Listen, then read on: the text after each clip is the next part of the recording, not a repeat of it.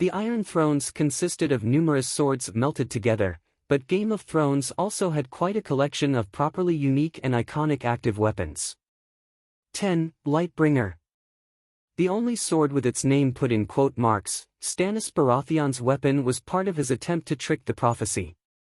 The self-proclaimed king made a common sword burn to support the claim that he was the prince that was promised, but his fake toy could never have compared to the real Lightbringer, Azor Ahai's sword. 9. Needle. While one of the most iconic weapons of the TV show, Arya Stark's needle didn't have any unique properties apart from its owner. It was a solid rapier, albeit tiny and made from usual castle-forged steel. A gift from Jon Snow, Arya took great care of Needle, and the sword saved her from death on several occasions. Thanks, Needle. 8. Heartsbane. Objectively, Heartsbane is a great sword, pun intended. It's made of Valyrian steel, happens to be the ancestral weapon of an ancient house, and belonged to a brilliant commander.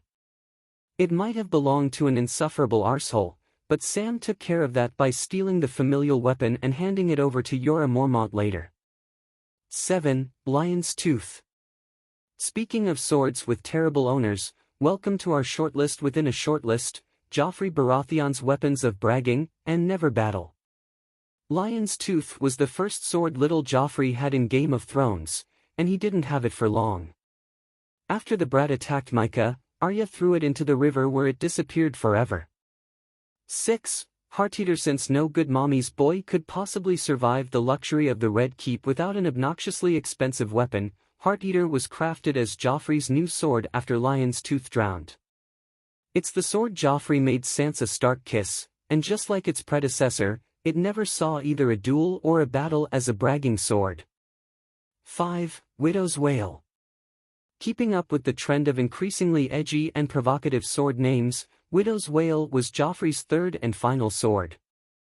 The only reason it ranks so high, because again, it never saw actual battle. Joffrey had it for a day, cut a great book with it and died. Then, Widow's Wail passed to his younger brother King Tommen. For Oathkeeper, it doesn't take a genius to figure out who would have named their sword Oathkeeper. Only Brienne of Tarth held her oaths in such high regard, and this weapon was gifted to her by Jaime Lannister, who, in turn, received it from his father Lord Tywin. Oathkeeper did help Brienne keep her oath. She used to kill Stannis Baratheon. 3. Ice. Ice, House Stark's familial sword, was the peak of ancient Valyrian steel craft. Broad, long, and tall, it belonged to Lord Eddard until his death. Ned was executed with it, and then, on Tywin Lannister's orders, the giant sword was reforged into two separate weapons, Oathkeeper and Widow's Wail, which we've already covered. 2. Dawn. Much like King Arthur's Excalibur, Dawn could only be wielded by someone worthy of it. The last person to actually use it was Ser Arthur Dayne, the greatest warrior of the Seven Kingdoms. After his death from Ned Stark's hand, Dawn was returned to the Danes, but no one else was worthy of this unique fallen star metal forged sword. 1. Longclaw. Another great Valyrian sword, Longclaw belonged to House Mormont for centuries.